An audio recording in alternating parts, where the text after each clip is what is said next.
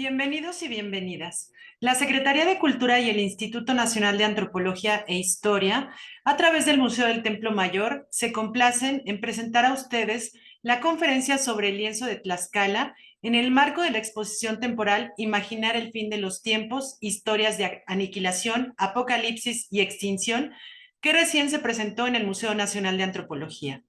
Agradecemos la presencia de todas y de todos. En esta ocasión, la maestra Patricia Ledesma Bouchan, directora del Museo del Templo Mayor, será quien modere la conferencia. Gracias y adelante. Muchas gracias, Mitzi. Pues bienvenidos a todos, buenas noches. Qué gusto que estén hoy acompañándonos con esta otra mesa de superlujo. Tenemos con nosotros al curador de la exposición, Adolfo Mantilla, a Eduardo Avaroa, que es uno de los artistas más reconocidos de nuestras épocas, y a nuestra querida amiga Clementina Babcock, también una historiadora de primer nivel, y hoy los sentamos a la mesa para platicar sobre una sección de la exposición que ya Mitzi nos hizo favor de hablar y que cerró este domingo con unos números muy positivos. Entonces, pues quisimos nuevamente invitar al curador, a uno de los artistas y a una historiadora para que cerremos esta parte. Nos fue muy bien con la charla de la semana pasada y seguramente en esta vamos a estar igual. Voy a darle la palabra primero a Adolfo Mantilla para que nos explique un poquito del contexto de esta sección. Pues finalmente creo que uno de los elementos más apocalípticos que pudo haber ocurrido en el territorio mexicano fue precisamente el de la conquista. Entonces sí va a ser muy interesante que nos platique Mantilla sobre este tema. Él estudió las licenciaturas en etnología y en germanística, la maestría en historia del arte y finalmente el doctorado en antropología. Su trabajo se centra en los campos de la antropología, la historia del arte, la museología, la gestión cultural, los estudios postcoloniales, así como en la semiótica, la comunicación y la economía de la cultura. Ha publicado varios artículos sobre aspectos críticos de la relación entre el arte y la antropología. Adolfo fue profesor en el Centro de Estudios Hispánicos de la Universidad de Montreal y en la Facultad de Humanidades de la UNAM. Fue coordinador de los departamentos de las lenguas indoeuropeas y de etnología de la ENA y desde 2002 también forma parte del claustro docente del Departamento de Etnología de esta misma institución. También fue subdirector de exposiciones del MUNAL y en el Museo de Bellas Artes de la Ciudad de México y ha sido encargado de organizar y curar decenas de exposiciones nacionales e internacionales. Desde 2017 es coordinador académico de la Academia de Artes en México. Bienvenido, Adolfo, buenas noches. Hola, muchas gracias Patricia por la presentación. Muy buenas tardes, noches. Mis colegas aquí en la mesa virtual, a Clementina, a Eduardo y a quienes nos siguen en la transmisión. Sí, ciertamente yo pues me gustaría un poco, sin considerar que alguien tal vez de los que nos acompañan hoy está familiarizado con el proyecto, pues un poco platicar sobre algunas de las premisas que vinculan al proyecto con el tema de hoy. Voy a compartir un par de imágenes solamente con la idea de que tengan una referencia visual más allá, digamos, de mi rostro, ¿no? Entonces, esto que están viendo, espero acá en pantalla, es, digamos, la primera parte de esa segunda situación que la exposición marcó. A mí me interesaba, digamos, y al proyecto en su conjunto nos interesaba identificar la manera en la que las conciencias o a eso que podríamos llamar conciencias culturales, sistemas culturales, sistemas axiológicos, memorias históricas, memorias míticas, ¿no? Todo lo que define, digamos, las experiencias o lo que define el sentido de las experiencias producidas a nivel colectivo, podía estar siendo un elemento importante para identificar, en el caso mexicano, eventos que pudieron haberse referido, narrado como eventos, digamos, de aniquilación, apocalipsis o extinción, como lo decía el subtítulo de la exposición que, como ya mencionaron, se inauguró el 13 de diciembre del 2023 y estuvo abierta al público hasta el pasado domingo 12 de mayo y estamos pues felices, digamos, de de haber logrado, digamos, presentar este proyecto. Lo que ustedes ven aquí es, decía yo, la primera parte de esa situación, digamos. La segunda parte de esta situación es esta otra imagen, es decir, y digo situación porque nos interesaba, digamos, que el espacio expositivo, digamos, el lugar donde se estuvieran emplazando los objetos que refirieran a este fenómeno complejo, ¿no? Ayudaran a los públicos a ponerse en una situación específica. No nos interesaba hacer una lectura, digamos, unilineal, histórica, ¿no? O, digamos, de fechas, de datos, sino más bien mostrar y señalar la manera en la que la producción cultural siempre está sujeta a revisiones, a, digamos, a nuevas formas de narrar, digamos, desde una perspectiva política, ciertos sucesos. Entonces, ciertamente la vez anterior estuvimos un poco trabajando este espacio, que voy a ser breve, pero para entender un poco la relación con el otro espacio, pusimos justo al centro de este espacio facsimilares del Códice Florentino, que es un documento que en su mismo proceso se ha mostrado que es un documento múltiple, es decir, que no tiene, que aunque Bernardino de Sahagún es quien, digamos, se encarga de compilarlo, redactarlo, traducirlo, etcétera, en sus distintas y, digamos, promoverlo en sus distintas versiones. Por una parte, es un fenómeno colectivo, dado que retoma, digamos, narrativas, digamos, de diversos agentes, digamos, nahuas, que pudieron, en algunos casos, tal vez, haber formado parte de esta experiencia, ¿no? Producida y que después fue, digamos, historiográficamente referida como la conquista. Y entonces pusimos el Códice Florentino en conjunto con otras piezas, digamos, teatrales, gráficas, pictóricas, para mostrar la manera en la que los relatos, digamos, ¿no? Sobre un espacio habitado, un cosmos, un mundo, ¿no? Y que le dan identidad a un grupo humano, siempre están sujetos a modificaciones, digamos, ¿no? O apropiaciones en distintos sentidos. Esto que ya ven acá, que es la segunda parte de esta situación, digamos, ¿no? Nos gustó mucho cómo quedó porque, por una parte, ustedes ven en el muro del fondo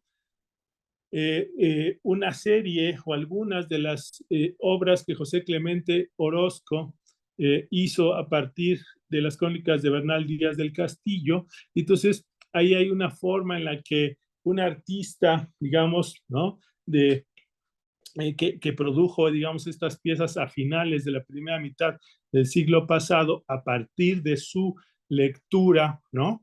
De Bernal Díaz del Castillo. También están 3 piezas ahí que se ven, digamos, de artistas como Leopoldo Méndez, donde hacen referencia a esta forma en la que de manera muy simplista se ha reducido un complejo, digamos, de sucesos y eventos, y que se ha referido como la conquista. Y en una parte, digamos, y en la parte, digamos, que por la que uno entra, ustedes ven aquí una parte de la pieza que Eduardo Avaroa y Mariana Castillo del Val realizaron a partir de su trabajo de investigación en torno a eso que se ha referido como el lienzo de Tlaxcala, y que más adelante vamos a profundizar, porque en primer lugar, igual o de manera semejante al Códice Florentino, no es que haya una sola versión de el llamado lienzo de Tlaxcala. Sí, ciertamente hay, digamos, ¿no? Una matriz en algún sentido iconográfica, ¿no? Que estuvo plasmada, digamos, en un espacio. Después se produjeron, por lo que se sabe, al menos 3, ¿no?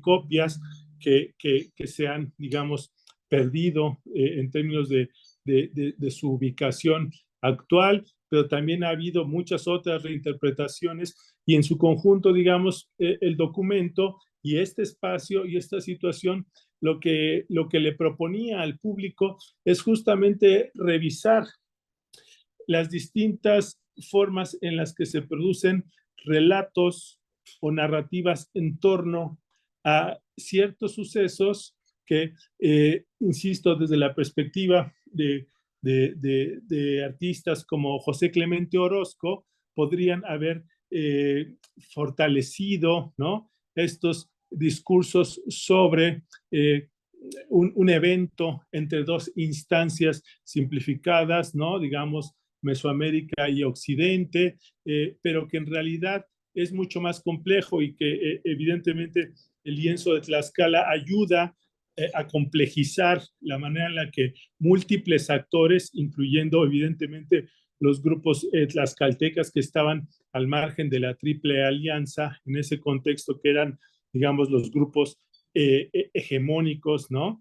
Y que mantenían, digamos, la hegemonía política, militar, digamos, de Mesoamérica, pues construyen un nuevo discurso que sí, digamos, de alguna manera puede señalar la aniquilación, ¿no?, digamos, de la Triple Alianza y lo que implicaba a nivel de poder político, cosmogónico, pero también supuso la afirmación de un nuevo orden, de un nuevo mundo, en donde los tlaxcaltecas se encontraban insertos como la referencia central. Entonces, un poco entre la parte previa que tenía que ver con las visiones que habrían tenido ciertos agentes nahuas años antes de los eventos que permitieran, digamos, el desvanecimiento del poder de la Triple Alianza.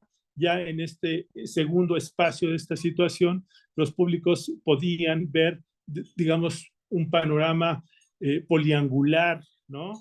O, digamos, múltiple en términos de las maneras en las que se refirieron a posteriori estos eventos para afirmar distintos discursos sobre la aniquilación, digamos, de ese modelo cultural. Entonces, creo y esto es parte de lo que podría ser como la primera introducción para que vayamos avanzando, digamos, en ir desmenuzando esta referencia, digamos, del lienzo de Tlaxcala. Voy a dejar de compartir pantalla, si están de acuerdo. Gracias, Adolfo. Y bueno, pues como ustedes pudieron ver en la sala, pues el elemento principal era esta obra de Eduardo Avaroa y pues tenemos el gustazo de que esté hoy con nosotros. Eduardo se graduó en la Escuela Nacional de Artes Plásticas de la UNAM y en California en el Institute of the Arts. En 1993 fue uno de los miembros fundadores del espacio experimental Temístocles 44 en la Ciudad de México. Ha sido artista residente en Flora Arts and Natura en Bogotá y Corcoran Gallery en Washington.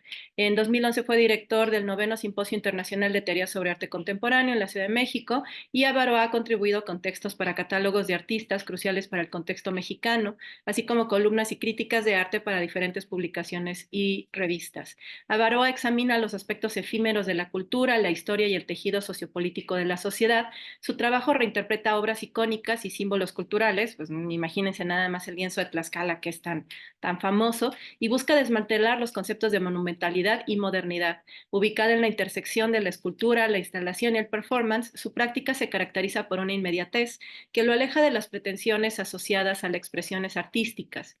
Sus obras esquivan connotaciones a las bellas artes tradicionales al utilizar materiales de uso cotidiano que encuentra en los mercados y calles de la Ciudad de México, desde baños portátiles, lonas y escombros de edificios destruidos hasta hisopos de algodón, popotes, bisutería y botellas de plástico. Bienvenido, Eduardo.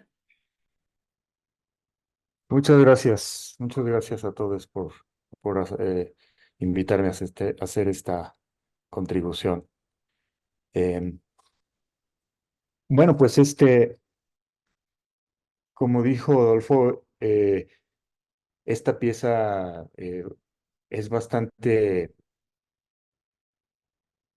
bueno, a mí me parece muy importante en cuanto a lo que yo he hecho en mi personal eh, trayectoria como artista, pero en realidad pues es una obra colectiva de muchas personas, así que no quisiera dejar de pasar la oportunidad porque no puedo tomar, eh, o sea, no soy el único del representante vaya, no es una obra personal mía, sino que es un proyecto de muy largo aliento que incluye la invitación de Fe Navarrete a este proyecto para Mariana y para mí.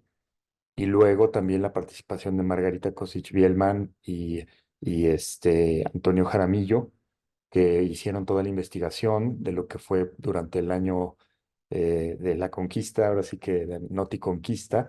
El 21 fue todo el año de Noticonquista, un proyecto de difusión de lo que era en tiempo real la conquista del territorio que ahora es México.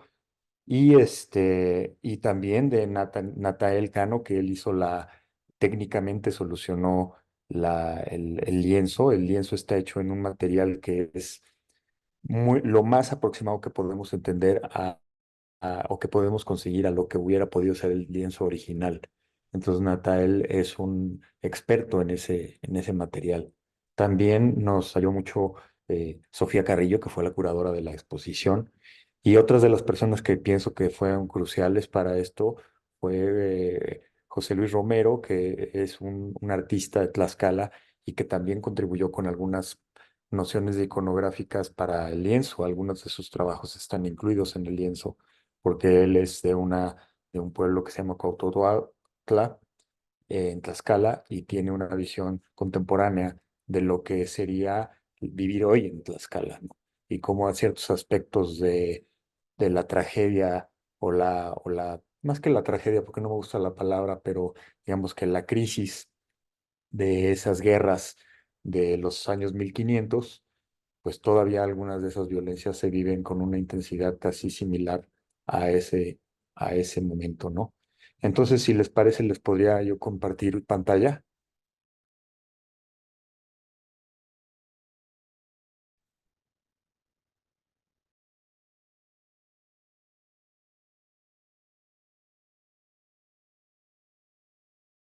Perfecto.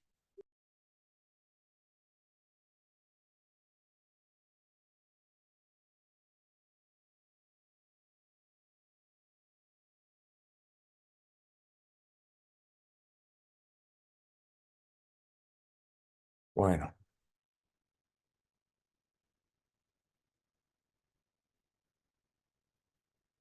disculpen aquí un poquito de torpeza con este asunto. Pero bueno, este es el lienzo de Tlaxcala que acabamos de hacer. Nosotros lo hicimos con las medidas, con las imágenes que habían juntado ya desde las diferentes versiones de Camargo y etcétera, todas las versiones que hay disponibles de este lienzo, que como dijo Adolfo, pues tuvo tres versiones, pero todas se han perdido. Entonces, lo primero que nos dijo el equipo de fe, eh, eh, Antonio y Margarita, es que no querían una reproducción facsimilar. Nosotros nos entusiasmaba mucho hacer una copia lo más exacta posible a lo que sería el lienzo de Tlaxcala. Pero una de las primeras cosas que nos pidió el equipo de Pintando el lienzo de Tlaxcala fue: no, queremos que hagan una versión contemporánea según su propia idea de cómo sería el lienzo, ¿no? Y eso pues a nosotros en parte nos pareció más interesante, pero también en parte nos entusiasmaba esa idea de crear una cosa fidedigna, ¿no? Entonces fue fidedigna hasta cierto punto. eh, es una cosa que nosotros, por supuesto, Mariana sabe muchísimo de las culturas precoloniales y yo sé un poquito nada más, pero los expertos son los historiadores, ¿no? Entonces es increíble trabajar con expertos de una materia. Como artistas nos parece muy interesante y es en realidad un proyecto pues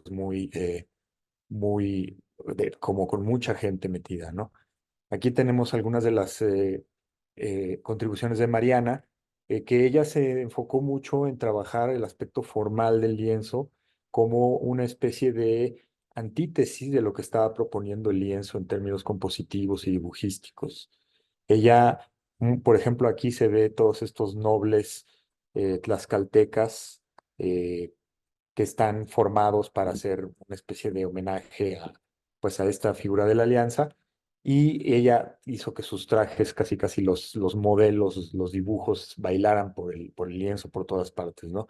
Una de las cosas que tiene su contribución es que es muy rica visualmente, muy, muy expresiva, ¿no? El trazo de los códices, ella lo retrasó a mano y lo hizo mucho más libre, mucho más delicado, en mi opinión, ¿no?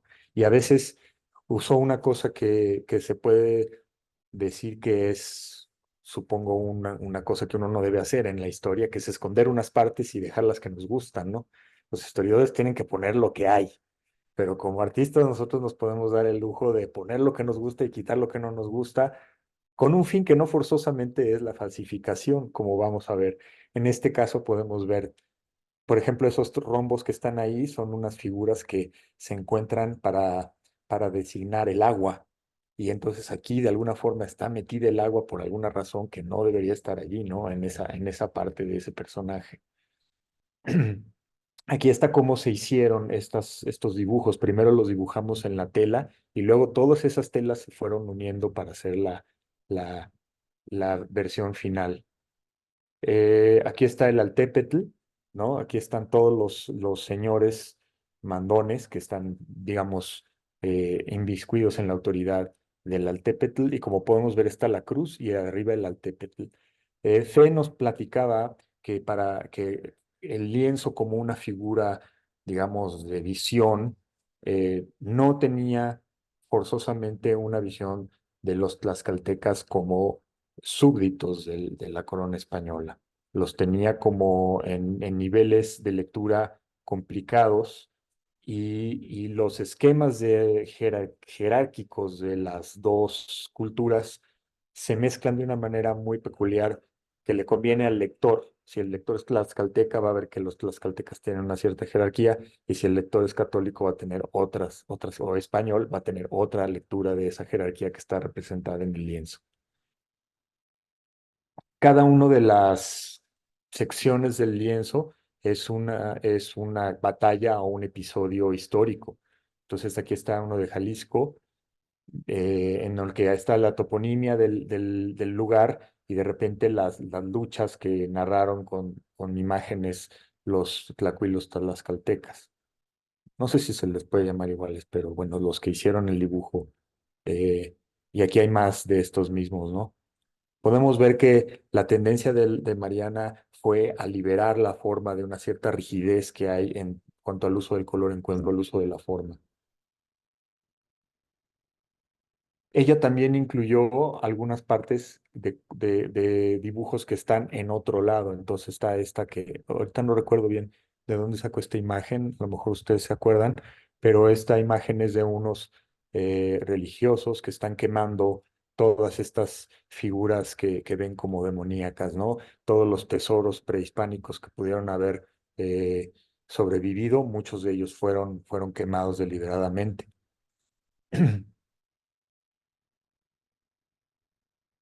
Aquí está otra vez la presencia del agua, y bueno, estas son más de las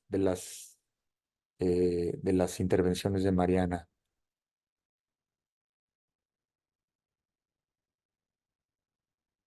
Aquí está cómo se está armando el objeto. Finalmente los pedazos se van uniendo. Y cuanto a mí, en mi caso, lo que hicimos fue dividirnos todas las secciones. Entonces, unas secciones las hizo Mariana porque ella vive en Berlín, y otras secciones las hice yo. Entonces, no trabajamos muy de acuerdo, y pensamos que era interesante trabajar como por fragmentos y ver qué sucedía sin conocer el resultado final. Creo que fue afortunado, pero no me corresponde ser el mejor juez o jurado de esa situación, ¿no? Aquí está el escudo de la corona española, como pueden ver ustedes. Y a mí lo que me interesó fue ir metiendo asuntos contemporáneos en representación. Entonces, en este escudo de la Nueva España, digo, de la corona española, yo puse aquí también el signo de Iberdrola y de OHL, ¿no? Cosas que son una especie de conquista contemporánea del mismo territorio, ¿no? Y además conquista de parte de España, ¿no? No solo, como diciendo un poco que algunas partes de la conquista pues no han terminado, ¿no? Aquí está lo que ya les mencionaba del Altépetl. Eh, yo casi que en algunas partes lo único que hice fue trazar con lápiz los segmentos que me tocaron y hice omisiones o distorsiones. Por ejemplo, me alejaba de la escena, me acercaba a la escena, quitaba partes, ponía partes, como en esta que la toponimia está tomando todo el lugar de la representación. En esta, la pieza está pixelada, o sea, el dibujo que utilizamos nosotros como origen para nosotros fue un origen eh, eh, eh, cibernético, que es que pusieron una versión del lienzo de Tlaxcala que está todavía colgada de la red, y de ahí nosotros sacamos las imágenes. Entonces, cuando yo me acercaba mucho a la imagen, de repente se empezaba a pixelear y yo puse algunas de esas imágenes pixeleadas. En algunos casos hice algunas intervenciones un poquito más malévolas. Por ejemplo, en esta, el perro y el caballo están atacando a un soldado español, ¿no? Entonces, está haciendo como si fuera un graffiti. Digo, la gente que no tiene mucho tiempo, pues no lo va a ver, pero como pueden ver ustedes, ahí está Calzoncin colgado de una horca, porque es el episodio en Michoacán, pero yo estoy haciendo mi propia venganza personal creativa en los animales que se rebelan contra el atacante español, ¿no? Entonces ese tipo, por ejemplo, aquí hay otra en donde está Malintzin, que es un personaje que le importaba mucho a Fe Navarrete, de cómo el papel de Malintzin en el lienzo es muy importante, como figura muy importante, jerarquía, ¿no? Aquí es interesante porque uno de de los traductores o digamos, de los dibujantes del lienzo creyó que esta figura que está arriba es una especie de diablo, pero en realidad es un pollo que está, este, como un pollo rostizado que está ahí, siendo ofrendado.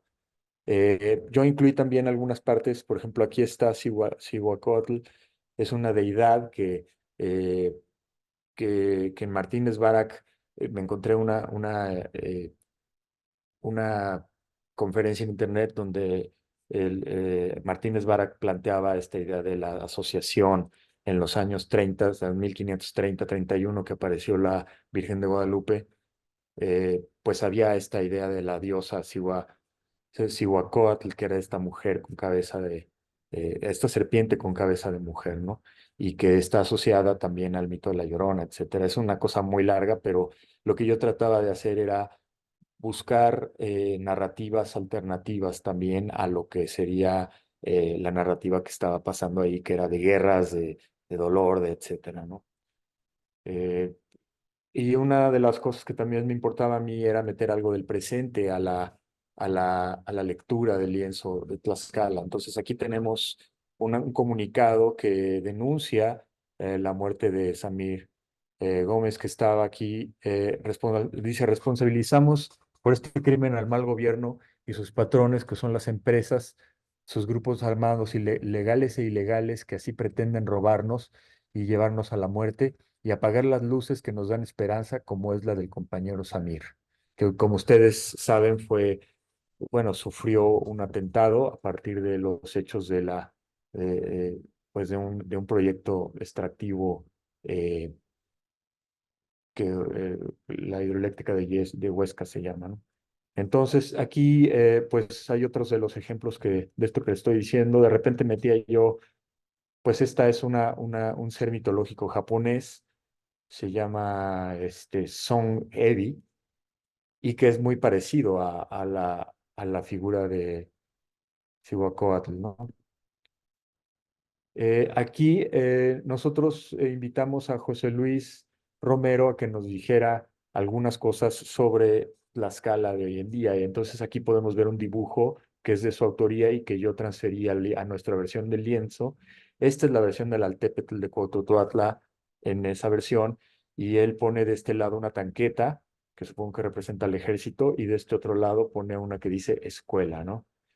Y aquí hay un texto en náhuatl, que no estoy seguro qué dice porque yo no sé leer esa lengua, bueno, no conozco esa lengua, pero bueno, en algunas partes también nos puso partes que eran este, partes de sus textos, y aquí viene uno que yo transcribí de los que él me propuso para poner aquí en el lienzo, y dice, ahí viene el científico social, ahí viene otro más que hay que enseñarle, verificarle, certeza gris, lo que ni en la escuela ni en su casa le enseñaron. Ahí viene para que nos hable, para que hable por nosotros, para que nos defienda en las ideas, para que se gane premios, para que nos enseñe con otras palabras lo que ya sabíamos.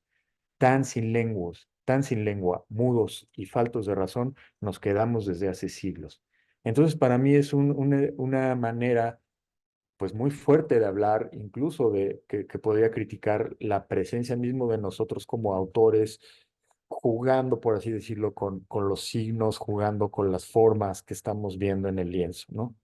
Y bueno, no sé qué tanto me pasé ya de tiempo, creo que les estoy enseñando ya más imágenes. Esta, por ejemplo, dice, ya vas a dejar de mamar o tu gente se muere. Estás afectando a mucha gente local con tus mamadas y la defensa del territorio.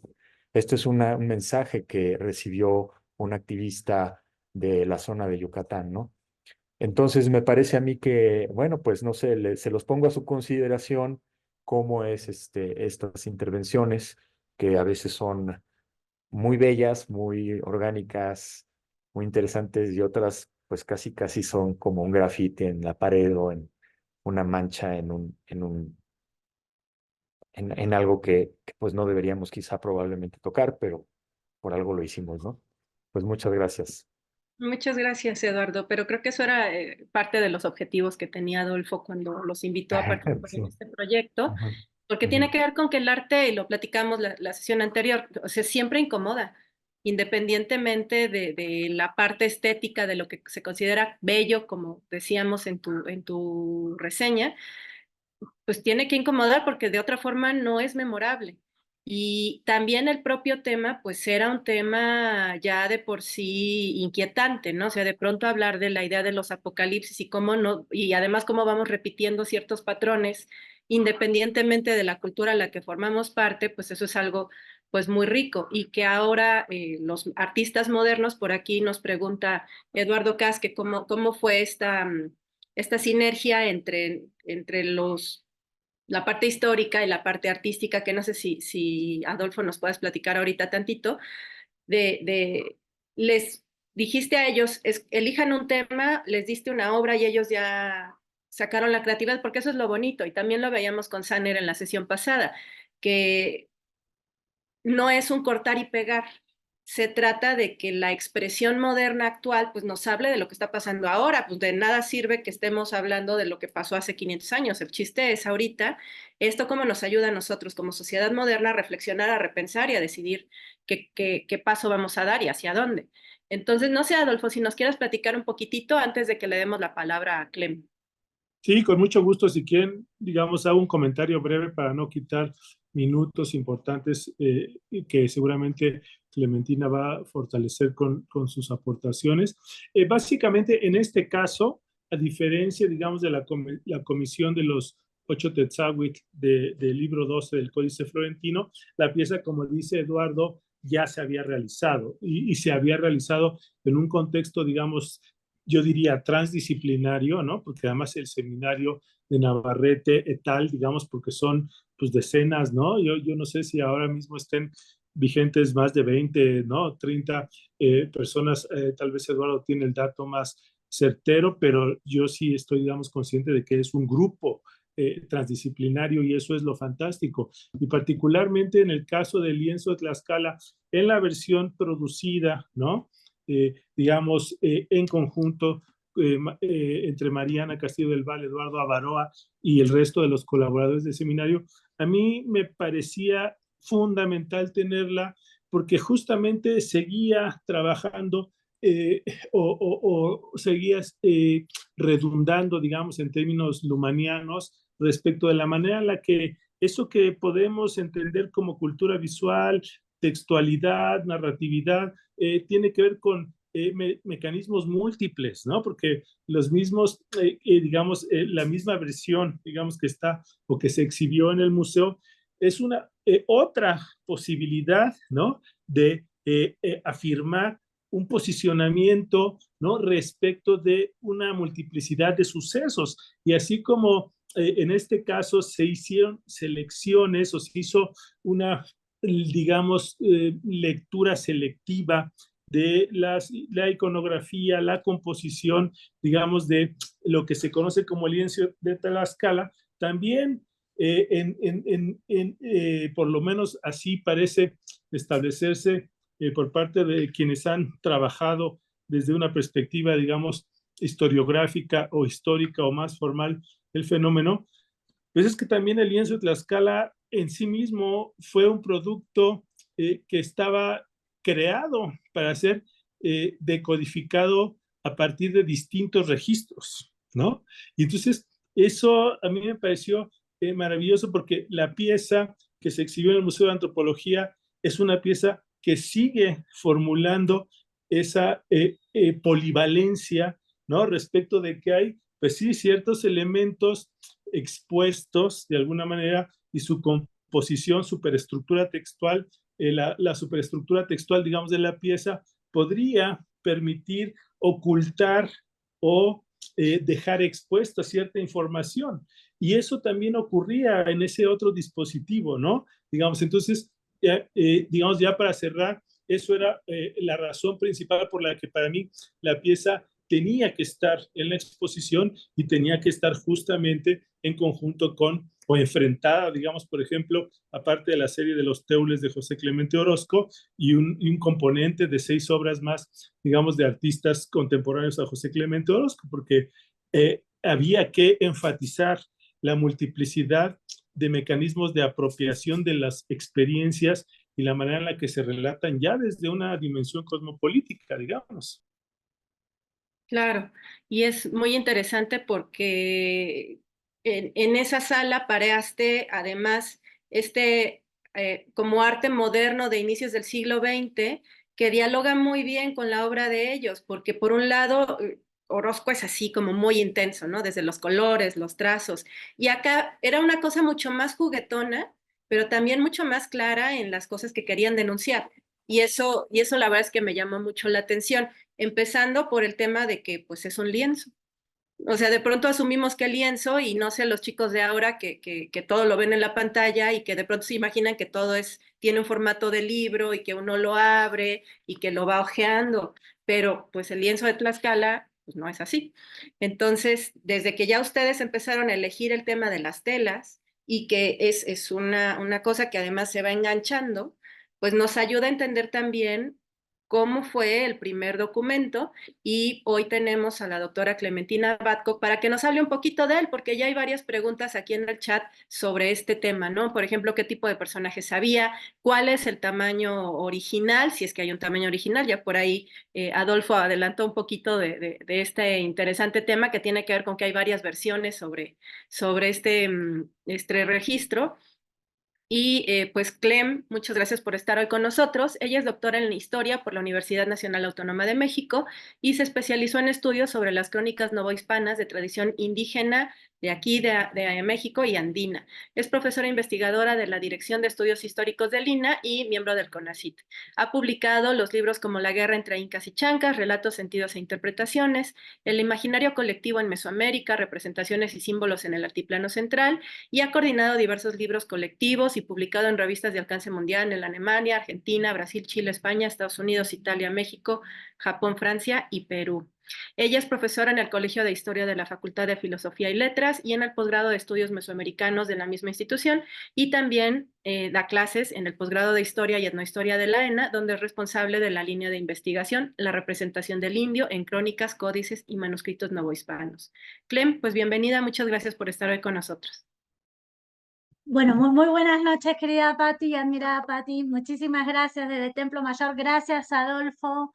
Es magnífico la propuesta que haces, o sea, y también agradecerle a Eduardo, que por cierto, después, como en la segunda vuelta que tú propones, Patti, quiero hacer algunos comentarios en torno a cuestiones que dijo. Esa imagen que no se acordaba el nombre es Muñoz Camargo. cosas que en otras copias no están. Y esto es lo interesante. Y me quedé con varias cuestiones que él dice que los artistas pueden hacer, que los historiadores no podemos hacer. Creo que los historiadores sí podemos hacer algunas cosas que no están tan bien vistas desde esta visión tan ortodoxa que tienen a veces sobre nosotros y que sí nos permitimos un poco jugar y sobre todo introducir la ficción.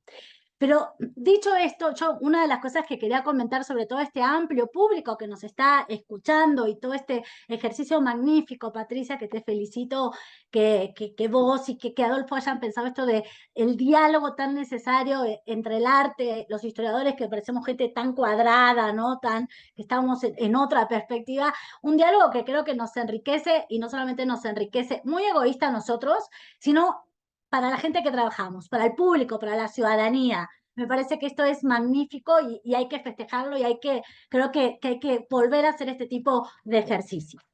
Dicho esto, yo quiero comentar algunas cosas. Traje un PowerPoint para mostrarles también algunos de los problemas, porque una de las preguntas que yo le hacía a la querida maestra Patricia Ledesma, vuelvo a decir, directora de nuestro Templo Mayor, orgullosamente directora de nuestro Templo Mayor, es cuando ella me dice, ay, no nos apoyas con hablar del lienzo de Tlaxcala. La primera pregunta que nos tenemos que hacer, y posiblemente Eduardo y su equipo se habrá hecho, es, ¿a qué lienzo de Tlaxcala se está refiriendo? ¿Cuál? ¿A cuál de todos ellos? ¿No? Y también digo, bueno, Eduardo ahora no lo vemos decir, qué cosas maravillosas que nos pasan en la vida, ¿no? Él está dando énfasis a que su trabajo fue colectivo. Los lienzos de Tlaxcala, y ya me estoy adelantando, los lienzos de Tlaxcala también fueron un trabajo colectivo en torno a la memoria, a un registro de memoria. Digo, para empezar a pensar los puntos que tenemos para discutir, vuelvo a decir, en el sentido más interesante, ¿no? En el sentido más humano que es hablar, platicar.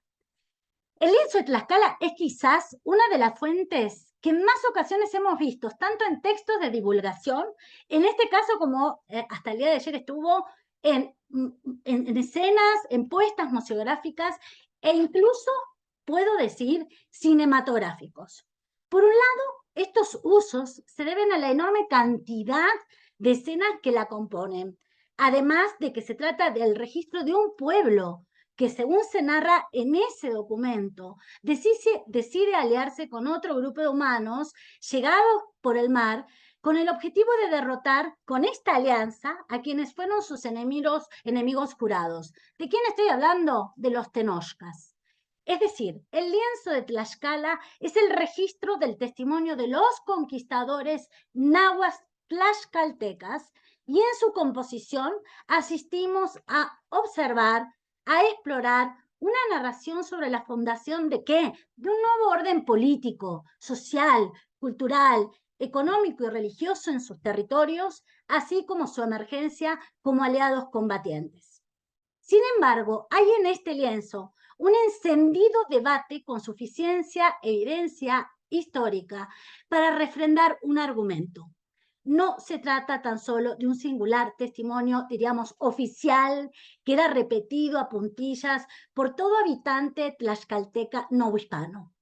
El lienzo es aún más complejo, ya que se trata de un conjunto de visiones que fue convalidado, respaldado y adaptado por los grupos de tlaxcaltecas organizados jerárquicamente, tanto de forma interna, así como en las maneras de dirigirse hacia otros grupos políticos externos en la retadora y conflictiva realidad de lo que hemos denominado la Nueva España.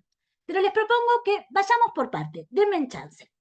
Cuando me refiero que el lienzo es un conjunto de versiones, debemos en primer lugar aceptar, como bien nos estaba diciendo anteriormente Adolfo, que por lo menos la realización de al menos 3 lienzos originales alrededor de mediados del siglo XVI. Uno que fue dirigido al rey de España, en ese momento Carlos V, que se estaba yendo y se iba a terminar, terminar viviendo en el convento del Escorial. El otro enviado al virrey Luis de Velasco, con asiento en la Ciudad de México, y otro más que se quedaría en el cabildo tlaxcalteca. Empezamos por ahí. De esta forma, debemos aceptar que no conocemos hoy en día ninguno de estos tres originales y que sería un despropósito asumir que los tres eran exactamente iguales. Acá también quiero proponer algo, ya que iban dirigidos a espacios totalmente diferentes, al rey, al virrey y al cabildo. Es decir, que explicar el lienzo de Tlaxcala es asumir críticamente que estamos ante un conjunto testimonial que se encuentra desaparecido y reversionado en obras visuales, elementos que voy a explicar a continuación si ustedes me permiten. Comencemos por los más polémicos, que es lo que más me gusta, ¿no, Pati? Lo que más me gusta a mí es entrar en las cuestiones polémicas.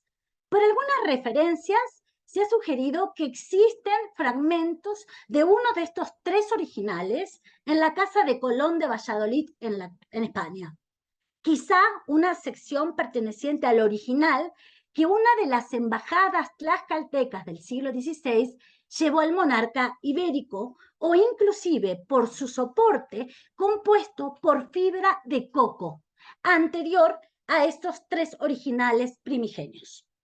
Por otro lado, también existen menciones a otro lienzo de Tlaxcala seccionado, pero este en manos del famoso Enrique Freyman, quien fuese agregado cultural de la Embajada Francesa en México y directivo, es lo que vemos a la derecha de la pantalla, directivo de las ediciones Hermann a mediados del siglo XX y que se encontraba en París, con sustanciales cambios en las representaciones pictóricas de los protagonistas tlaxcaltecas y realizado en algodón.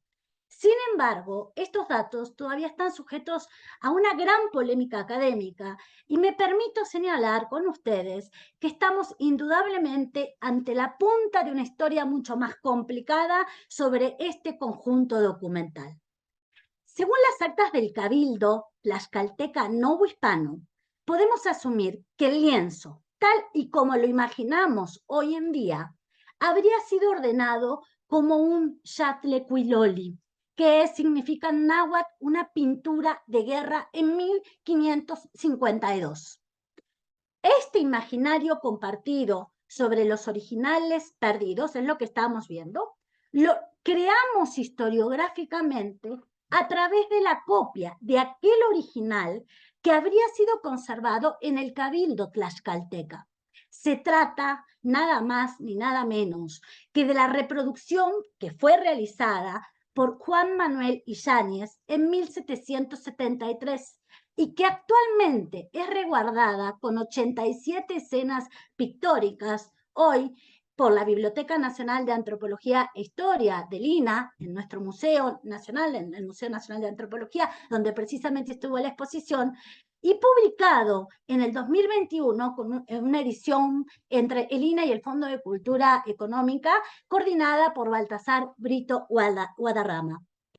Por otro lado, muchas de las ediciones contemporáneas, como por ejemplo, es imposible no nombrar a estos dos grandes maestros, como la maestra Josefina Quintana y el maestro Carlos Martínez Marín, que en 1983 van a sacar una edición, o también una edición digital, ¿sí?, de Luis Manuel Vázquez Morales de 2019, que se basaron ellas en la edición que produjo el gran erudito, estoy hablando don Alfredo Chavero, que preparó con las litografías realizadas en el siglo XIX por Genaro López, basadas, discúlpenme a su vez, en otras imágenes encuadernadas firmadas por Diodoro Serrano, que habrían pertenecido al también intelectual mexicano decimonónico José Fernando Ramírez, quienes muy probablemente habrían conocido el original del antiguo cabildo antes de ser sustraído de Tlaxcala. Es decir, por si no fueran pocas las sospechas sobre los supuestos lienzos seccionados en Europa, no hay certezas tampoco sobre el antiguo o el original del antiguo cabildo tlaxcalteca, el cual, según Juan Manuel Yáñez, cuando él lo copió en 1973, se encontraba resguardado en la llamada Arca de los Privilegios. Miren qué hermoso nombre le pusieron a este espacio donde van a colocar el documento.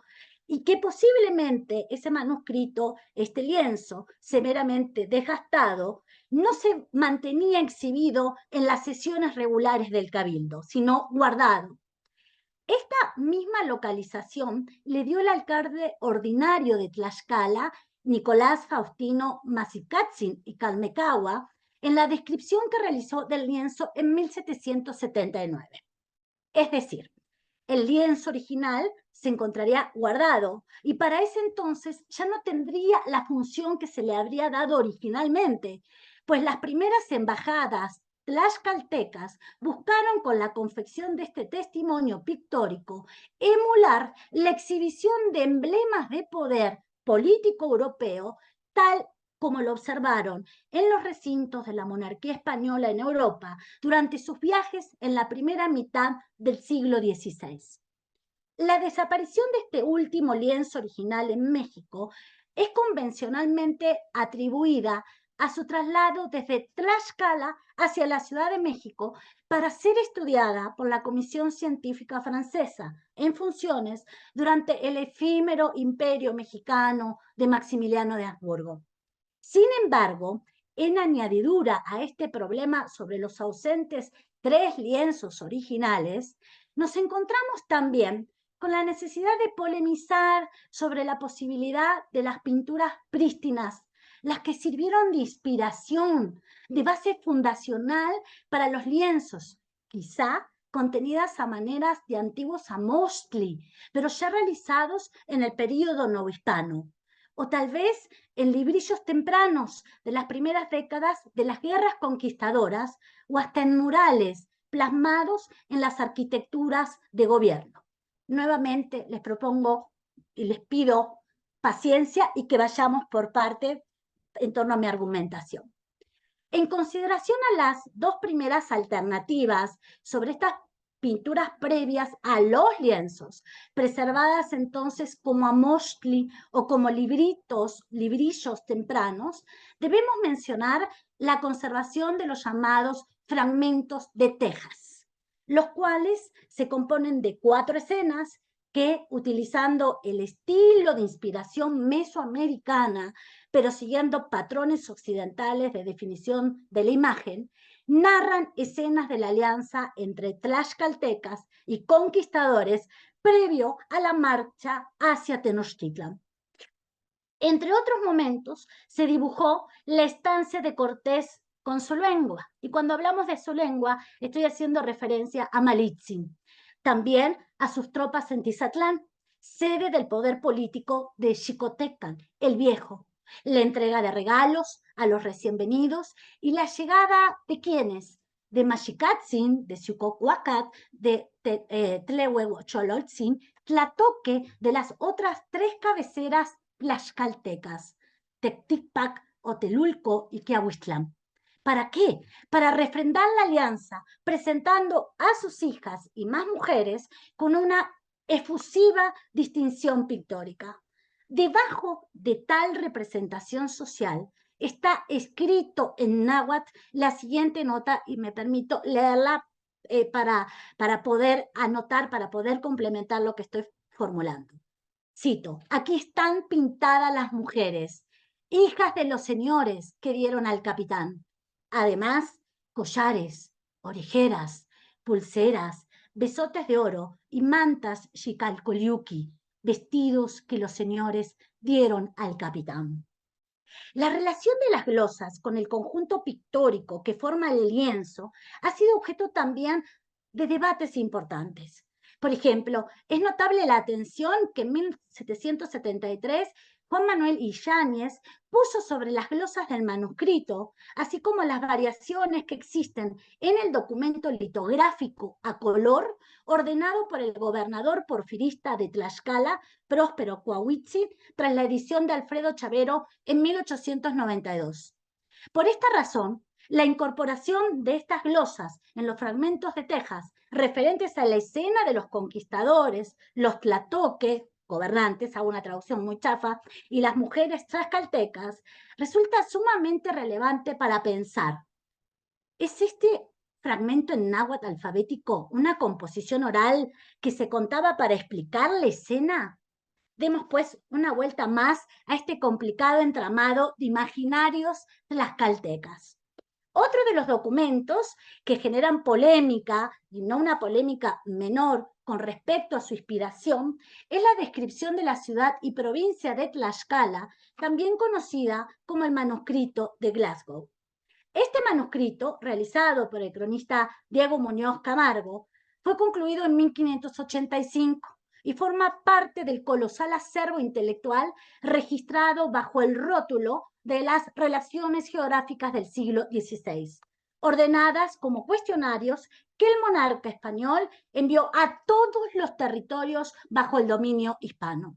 Ciertamente, el manuscrito de Muñoz Camargo es posterior a los primeros registros relacionados con el lienzo de Tlaxcala, siendo estos la mención indirecta a su realización en el acta de cabildo de 1552, así como el fechamiento propuesto para los fragmentos de Texas. De ahí que convencionalmente se piense que las láminas integradas a la obra de Muñoz Camargo sean copias de escenas del lienzo original que se tenía en el cabildo tlaxcalteca. Sin embargo, siempre existe un sin embargo o un pero. Muñoz Camargo registró en su testimonio otros elementos que despiertan inquietudes historiográficas sobre otras fuentes prístinas que registraban las narraciones sobre la versión tlaxcalteca de la conquista de la Nueva España.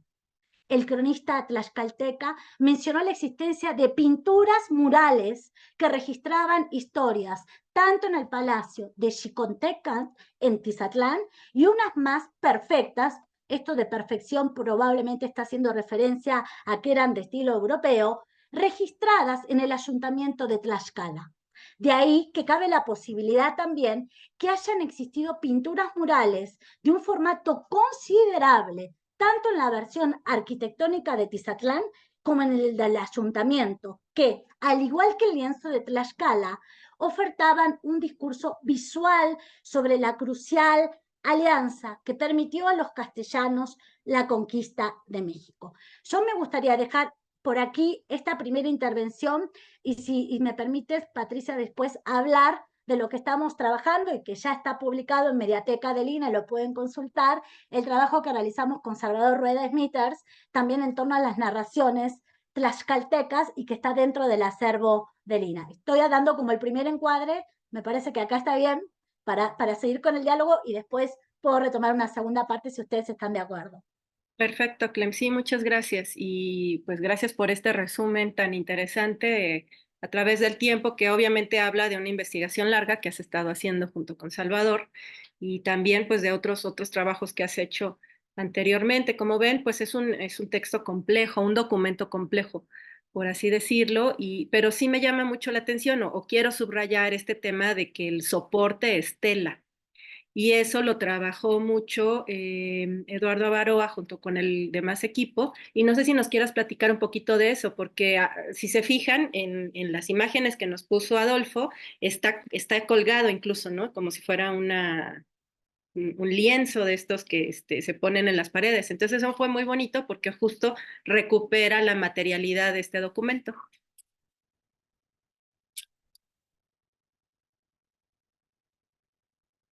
Sí, te comentaba que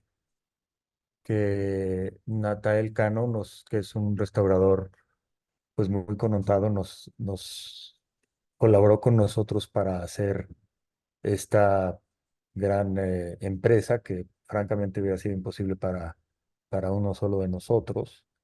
Y aquí vemos, por ejemplo, todos los bastidores que él confeccionó para restirar una sarga de lino que fue posteriormente imprimada con carbonato de calcio y cola de conejo, tratando de pues generar una superficie bastante estable para que nosotros pudiéramos dibujar sobre ella, ¿no? Los pigmentos que se utilizaron, bueno, aquí están algunas de las fibras que se utilizaron. Nosotros utilizamos algunos pigmentos naturales como, eh, creo que sí hubo grana cochinilla, también hubo ocres, hubo ¿Cuál otro? Bueno, el carbón, o sea, el negro se llama negro marfil, pero en realidad este es un negro que es carbón, está hecho de huesos quemados, ¿no? No utilizamos más que eh, algo de temple, de cola de conejo, o bien incluso un poquito de acuarela, ¿no? Entonces estos fueron los materiales que se usaron y bueno, pues a mí me pareció que funcionó bastante bien. Eh, Había dos grados de lino, había uno muy grueso que era muy difícil dibujar y había otro que permitía un dibujo más agraciado. Y también es un problema técnico lo que es el movimiento del lienzo, ¿no? Porque está hecho por secciones, entonces hay que tratarlo como con mucho cuidado y se vuelve una especie de reliquia ya, a pesar de que nada más tiene que 2 años, pues se vuelve ya una especie de reliquia que hay que tratar con cuidadito, ¿no? Y bueno, pues a la espera de ver cómo va evolucionando. Algunas de las cosas que yo hice, espero que duren el tiempo necesario como para que perdurar, pero sin duda va a haber un cambio natural en los colores, en las texturas que a mí me entusiasma bastante. El Y fíjate, lienzo, preguntaban ahí que el lienzo el original mide 2 metros por 5, ¿no? Más o menos. Este mide un poquito más de largo. No sé qué pasó en la medida, pero nos salió más largo de lo debido por algún error raro que hubo ahí en la comunicación en nosotros. Y los cuadros como que no coincidieron. Si se fijan aquí al final, uno de los cuadros quedó más grande que el otro. Yo creo que fue esta parte que como que no sé qué pasó aquí, pero nos sobró un pedacito, pero nos gustaba esta materialidad del lienzo que se pueda ver muy claramente, pues que no es perfecto, ¿no? Que no es y a veces en algunas partes el carbonato de calcio deja ver las hebras del lino, ¿no? Entonces fue una cosa que a mí me pareció increíblemente satisfactorio y muy laborioso trabajar porque cada trazo va varias veces, ¿no? No se deja hacer tan sencillo como uno pensara. Y yo en algunos de los cuadros busqué hacer diferencias entre lo que eran las diferentes versiones del lienzo que yo conocía, ¿no? Porque el equipo nos dio varias versiones, no nada más la versión digital. Y entonces en algunas partes sí se nota otros trazos, etcétera. No sé si respondí a tu pregunta sí, sí, correctamente. gracias. Y es también algo de lo que podríamos reflexionar un poco, ¿no? De pronto imaginamos que los textos son ya documentos acabados que se hicieron con un propósito original, que no cambiaron durante el tiempo y que además son así como monolíticos, ¿no? Y yo les pongo a mis alumnos el mejor ejemplo, que es el Capital de Marx, que ni siquiera acabó él. Entonces, como de pronto son pues palimpsestos. Y eso se ve mucho en esta obra. Y ahora imagínense, digo, ahora el acceso a la imagen, que también es un tema de poder, es muy fácil de pronto conseguir imágenes, ¿no? Uno googlea y sale. Pero hace 20 años, ya no nos vamos tan lejos, no era tan fácil tener acceso a las imágenes originales, mucho menos a los documentos. Por eso los facsimilares eran o siguen siendo tan imposibles de adquirir por el común de nosotros. Ahora imagínense que solamente hay uno, que está hecho a mano y que está hecho en tela. Entonces, eso hace que pues los documentos de pronto pues no tengan la misma suerte unos que otros. De pronto nos llegan documentos, y no solo en América, ¿no? También hay documentos de la antigua Grecia, de Roma, que nos llegaron por reediciones que se hicieron durante la Edad Media y que el original pues no nos llegó, ¿no? Y tampoco nos garantizamos que sea el original tal cual. Seguramente por ahí cada uno de los escribanos le puso un poquito de su propia visión del mundo. Entonces también es muy interesante como reflexionar un poquito esto, ¿no? De la vulnerabilidad de los documentos, que es pues todo un reto para los historiadores modernos, porque se tiene que hacer no solo una crítica de fuentes del contenido, sino también del propio material y de las ediciones que hay, Clem. Y acá no sé si de una vez nos quieras platicar esto que estás trabajando con Salvador Rueda, porque es muy interesante. Finalmente hay que echar mano de muchas áreas. Y así como en este trabajo, Eduardo y los demás comenzaron a jugar y a meter cosas de otros lados, ahorita que Eduardo escuche de qué otro tipo de documentos estamos abrevando, va a ver que hay como un vínculo entre el arte y la ciencia. Gracias, Pati. Bueno, yo lo primero que Eduardo, cuando te escuchaba, y estoy así como creo que todos, no yo, o sea, yo parezco, ¿no? Pero toda la gente que estábamos mirando y vos nos estás mostrando la cocina, es fantástico. Es fantástico ver, no, en serio, o sea, tener este acceso y poder mirar, porque es, primero, nos está mostrando un universo de imágenes y de reinterpretaciones, ¿no? Y pensar que estas narrativas, yo digo, las narrativas tlaxcaltecas no terminaron, siguen estando, siguen perviviendo, y ahora como decís, bueno, ahora esto que hicimos nosotros en este soporte, le voy a tener que retocar, y yo decía, va a ser otro, no va a ser el mismo que hiciste, ¿no? Y esto, bueno, a mí, por lo menos, discúlpeme, me emociona mucho, porque es algo que está vivo, ¿no? Entonces, que tú le puedes meter, ¿no? Y se va como actualizando tu cabeza, tu equipo, ¿no? Y también las ideas. Y también que muchas de las imágenes que tú estás mostrando, digamos, tú con todo el equipo, como vos bien lo dijiste, es un equipo de trabajo. Algunas no están en Chavero, algunas no están, o sea, esto también es genial, ¿no? O sea, ¿qué eligieron ustedes para poner, ¿no? O sea, para conformar, lo digo con muchísimo respeto, ¿no? Un nuevo lienzo de Tlaxcala, es una versión tan respetable y tan válida como las otras. Yo, digamos, me animo a decirlo con muchísimo respeto. Y lo que quería, no quiero sacar el espacio, por supuesto, al protagonista que es Eduardo y es su pieza, yo tan solo acompaño, ¿no, Pati? Yo estoy acá con un poco de bailarina, entre comillas, de fondo, acompañando esta magnífica exposición curada por Adolfo, pero quería comentar también, porque creo que por ahí te puede llegar a interesar lo que estamos haciendo, que ya está publicado, ¿no? Por Mediateca del INA, con el gran maestro, amigo, colega, director del Museo Nacional de Historia, lo que conocemos como el Castillo de Chapultepec, que también viene con una narrativa tlaxcalteca. Entonces, me voy a permitir también para que compartamos de primicia, ¿no, Pati? O sea, ya que estamos con manteles largos, como uno dice, también compartir con ustedes. Digo, hay un documento que últimamente, tanto el maestro Salvador Rueda Smith como a mí, nos ha llamado y lo estudiamos muchísimo la atención, nos ha llamado la atención y lo estudiamos a detalle, que denominamos como el códice, bueno, mejor dicho, tiene la entrada oficial en el archivo como códice de entrada de los españoles a Tlaxcala. Creo que no se está viendo en pantalla, pero si nos dan chance un minutito, ahorita lo vamos a ver, porque es una cosa, no sé si por ahí voy a dar chance, mientras yo sigo para no perder la narrativa. Ahí vaya. A ver si ya lo podemos ver. Ahí lo estábamos viendo. Perdónenme, yo me emociono mucho también con esto. La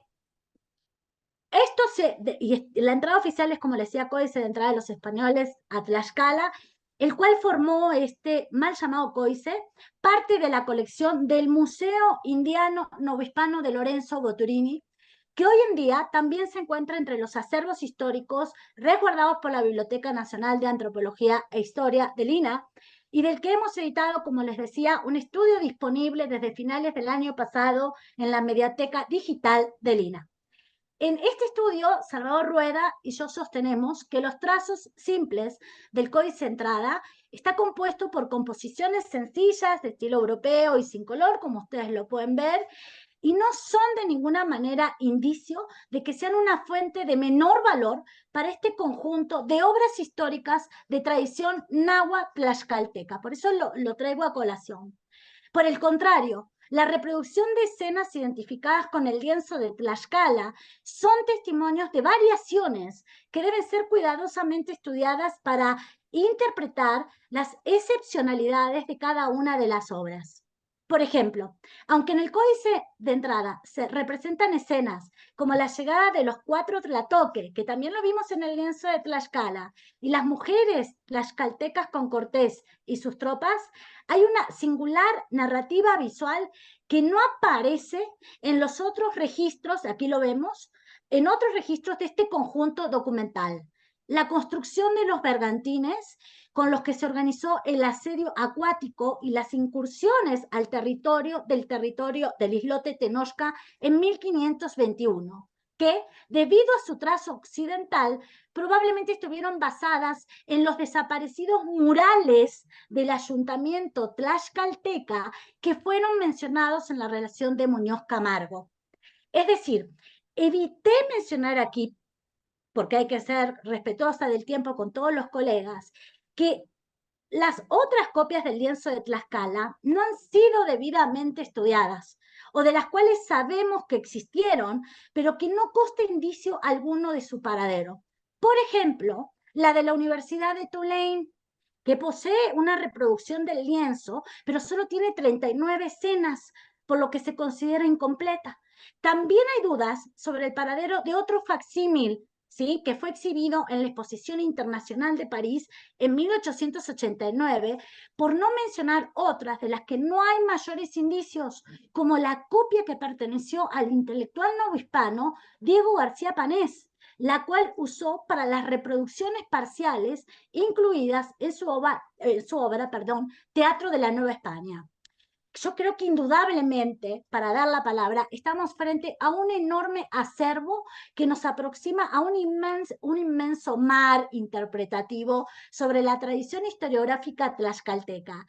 La composición de sus acervos y ofrecer nuevos argumentos sobre las alianzas de los castellanos con tlaxcaltecas conquistadores que ocasionaron el colapso del sistema político prehispánico y la creación de uno nuevo y de un trauma mismo que le llevó a fundar poblaciones, a realizar actos en sitios distantes que deben ser explorados cuidadosa y críticamente para ofrecer una nueva argumentación que le amplíe nuestra comprensión sobre las guerras de conquista del siglo XVI, que es un poco, Patricia, como tú dabas inicio, y un reto que creo que compartimos los cuatro y el público que nos está acompañando, que ya pasadas las conmemoraciones, las fobias y las filias del 2021, dista muchísimo por agotarse. Yo quería hacer como esta pequeña propaganda y también, bueno, por ahí generar algunas preguntas y también maravillarme, vuelvo a decir, con la pieza que Eduardo y que, por supuesto, el curador Adolfo, la semana pasada los estaba escuchando con Miguel, con el artista, es magnífico, ¿no? Felicidades. Y creo, Adolfo, que también tu objetivo era este que por ahí mencionaba Eduardo, sobre traer el tema al presente. Y por acá Armando Bencerril, me gustó mucho un comentario que hace en Facebook: conquista contemporánea a través de empresas españolas con presencia en territorio nacional y representaron el escudo de la corona española, ¿no? Entonces, yo creo que era parte del objetivo de tu expo, no solo dejar en un pasado lejano las concepciones humanas de cómo nos explicamos estos grandes momentos de crisis, sino darnos cuenta que ahorita también estamos en un momento complejo y pensar en esto, en esta transtemporalidad. Me robé tu término de la semana anterior y no sé si nos quieres platicar un poco sobre este tema, porque creo que sí es muy importante. Sí, pues en realidad, o sea, tienes razón. Yo no sé qué tanto, espero que sí, digamos, la exposición o yo como curador y el equipo de la Coordinación Nacional de Museos y Exposiciones hayamos logrado en conjunto con las piezas que logramos obtener en préstamo para el proyecto, qué tanto se logró que los públicos pudieran de manera reiterativa situarse en ese tiempo experiencial que les exige pues, formular, ¿no? Sentido respecto a distintas formas de algo que se extinguió totalmente o se extinguió parcialmente y sigue ocurriendo, ¿no? Digamos que, por ejemplo, creo que fue la semana pasada también que un poco hablaba de la noción de tiempo poscolonial, ¿no? Como este presente eterno donde dicen, bueno, pues es que la temporalidad poscolonial es un presente eterno porque nunca termina de concluir, ¿no? Y es como una especie de vivencia perenne, ¿no? Entonces, a mí me gustó muchísimo y de verdad lo digo honestamente, gracias a las piezas que son muy elocuentes y muy puntualmente, digamos, asertivas con la manera en la que, incluso lo que decía Clementina hace rato, o sea, todas las versiones que se han producido respecto de experiencias o estos relatos de muchas experiencias de conquista, batallas o no, pues le exigieron a cada uno de los que formularon estos códices, digamos, o estas versiones, situarse en su momento y decir, bueno, yo desde mi posición, ¿cómo voy a narrar, no? Esos eventos, ¿no? Entonces cada uno está asumiendo su posición y algo que a mí me parecía maravilloso del proyecto, insisto, gracias a las piezas que logramos tener, es que ayudan a que el público entienda cómo tenemos que exigirnos tomar una posición respecto de lo que sea, ¿no? Idea de un mundo que se acabó, ¿no? En 1521 o no, de un mundo que se acabó en el Holoceno o no, y de muchas otras cosas, ¿no? Entonces, yo en ese sentido estoy muy contento con el proyecto. Muchas gracias, Adolfo. Bueno, pues estamos ya por cerrar esta conferencia. Mil gracias a los tres ponentes por estar hoy con nosotros. Y les voy a dar la palabra para que hagamos una reflexión final. Vamos a empezar primero con las damas. Clementina. Bueno, muchísimas gracias. Yo comparto todo esto que dice Adolfo en torno a la importancia. Yo, digamos, en torno a eso sí, uno es heredera de sus maestros y nunca puede negar la cruz de su parroquia, como se dice, ¿no? Y al estar formada por la historiografía novohispana de tradición indígena, yo diría que el concepto clave y que nos cruza con Eduardo para pensar y que nos cruza con la obra literaria y que nos cruza con la arqueología, la antropología y mucho más, es la intencionalidad. Yo creo que ese es el eje, ¿o no? ¿Con cuál fue la intencionalidad para que esos tres lienzos en ese siglo XVI, con diferentes lugares, qué recorrido, qué derrotero tuvieron, y que en el 2021 Eduardo y todo el equipo que lo complementó, que estuvieron trabajando de par a par desde la horizontalidad, tuvieron una intencionalidad? Y esa intencionalidad del 21 no es la misma que posiblemente tengas hoy o la que viene en el futuro. Y eso hace que también pensemos en nuestros presentes. El pasado y el presente no es algo alejado, al revés, le volvemos a dar las dimensiones y leer. Y ahora, un poco cuando Eduardo decía un poco esta idea y lo traía a colación a Samir Flores, realmente creo que no hay persona que no nos puso un poco la piel de gallina, ¿no? Entonces yo agradecer y me parece que el diálogo es infinito, pero nuestro tiempo no es infinito y la gente no tiene toda la paciencia del mundo. Y felicidades, Eduardo, a todo el equipo, ¿sí? Y Adolfo, por supuesto. Bravo, bravo, queremos más curadurías así. Así que muchísimas gracias, Patricia, como siempre un placer estar con ustedes, con Templo Mayor, mi eterno agradecimiento.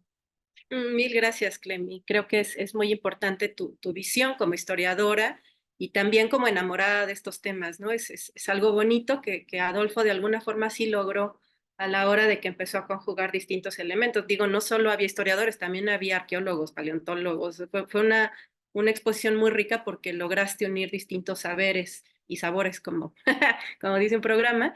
Y no sé, Eduardo, si nos quieras platicar un poquito para ya cerrar esta sección.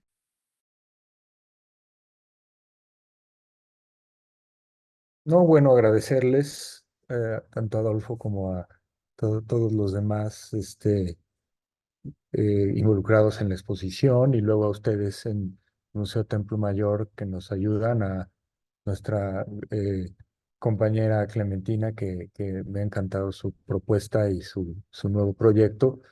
Y bueno, pues nada más quedarme con esa reflexión de que sí estamos viviendo tiempos que se antojan como del fin del mundo, pero yo me acuerdo que ya cuando yo tenía unos 10 años ya estaba acabando el mundo también con la guerra nuclear y etcétera. Como que de alguna forma el apocalipsis tiene, ¿cuántos años tendrá la idea del apocalipsis? O sea, nada más ese judío, ¿no? Pues muchísimo tiempo, ¿no? Entonces, el punto quizá es sí plantear con estas piezas pues una especie de imponderable un desastre que se repite de varias maneras, la condición humana que siempre tiene que tener todas estas situaciones bélicas espantosas, porque hay que decirlo que, pues sí, es un documento de una guerra, pero una guerra nunca es tan bonita como sus imágenes glorificantes en muchos casos, ¿no? Y bueno, sin ser demasiado pesimista, pues tampoco perder la posibilidad pues de horrorizarnos ante la guerra, de compadecernos de la gente que la padece más que nosotros y de buscar posibilidades de sobrevivir tanto anímicamente como físicamente de estos hechos que finalmente parecen ser ineludibles a nuestra condición como seres vivos, ya no digas humanos. Entonces, pues sí, a mí me encanta que el arte tiene esta posibilidad de dimensiones y de lecturas muy ricas para las personas, tanto los que son académicos o académicas, las personas que no son profesionales de ningún tipo del arte ni nada, pero que se pueden interesar en lo que uno hace, pues es una de las riquezas que tiene lo que nosotros tratamos de hacer como productores de arte. Y pues muchas gracias. Muchas gracias, Laura, y felicidades. Qué bonita labor Gracias. estás Gracias. haciendo. Adolfo, pues si quieres cerramos contigo para que hagas una reflexión final. Creo que esta exposición fue muy exitosa en muchos aspectos. Por un lado, este juego, como ya lo mencionaba, entre distintas disciplinas, el tema también fue muy sugerente. Tú lograste hacer una concatenación también de instituciones que de pronto no es tan fácil. La colección misma también era muy compleja. Entonces, ¿cómo te vas? Porque además ya cerró la exposición. Entonces, ahora que ya a posteriori vas a poder lograr hacer tu lienzo de Tlaxcala versión Apocalipsis, pero ¿cómo te vas con esta expo? Que además el catálogo está fabuloso. No, yo estoy muy contento, muy satisfecho. Estamos ya trabajando en las itinerancias porque para nosotros el proyecto es un proyecto que permite, porque lo logró en algún sentido en su sede en el Museo Nacional de Antropología e Historia, eh, converger, ¿no? Pienso que tenemos que formular siempre o cada vez más espacios donde sea posible la convergencia entre distintos posicionamientos disciplinares, epistemológicos, teóricos, políticos, etcétera, y que esa convergencia tenga la única finalidad de visibilizar o permitir o fortalecer los vínculos, ¿no? Entonces, para mí el proyecto es, es, es, es fue un proyecto exitoso en ese sentido, independientemente de, como decías tú, los números que fueron muy afortunados y que yo recibí comentarios, pues felicitaciones y sigo recibiendo y como el día de hoy, digamos, de ustedes, pero sigo diciendo que es gracias a la producción colectiva transdisciplinaria en términos de artistas, académicos, paleontólogos, arqueólogos, historiadores, etcétera, que se logran estos espacios. Entonces, para mí es muchas gracias nuevamente a ti, Patricia, al Museo del Templo Mayor, Clementina, a Eduardo, a Mariana, a tal, por ayudarme, digamos, a formular este espacio, ¿no? Que esto, al final de cuentas, es también una expresión de esa intención, ¿no? Y creo que para allá va la ciencia moderna, ¿no? Y como estas actividades intelectuales que requieren de la cooperación de muchas distintas disciplinas, pero que precisamente solo así vamos a poder entender la complejidad de lo que somos como seres humanos. Y eso, pues a nosotros en Templo Mayor nos gusta hacer mucho porque justo cada uno desde nuestro propio flanco puede abonar un poquito a entender de mejor manera estos fenómenos tan complejos que somos los seres humanos y tan bonitos que pues es la labor de la antropología. Entonces te agradecemos mucho pues tu disponibilidad para que desde Templo Mayor pudiéramos abordar esta parte de esta exposición que estuvo muy bonita y que nos permitiste junto con tu equipo poder hacer este par de programas para celebrar pues este tema, ¿no? Espero que dé para muchas cosas más y como dice Clem, si no, también hay miles de temas que son sumamente interesantes en la antropología y que seguro van a dar mucho de qué producir artística y científicamente. Pues les doy las gracias a todos ustedes por habernos acompañado hoy. Mil gracias a todos los que nos vieron. Ya no alcancé a saludar, pero está por aquí Lucero Dulce, que te manda felicitaciones. Clementina te vio en Ayotzinco, por aquí Armando Becerril, Fedra Guadarrama, José Guadalupe Chávez. Mil gracias a todos los que estuvieron en Facebook con nosotros. Gracias Mitzi, gracias Miriam, que están en los controles. Y nos vemos en la próxima. Estén al pendiente de nuestras actividades. Que tengan muy buena noche y que descansen.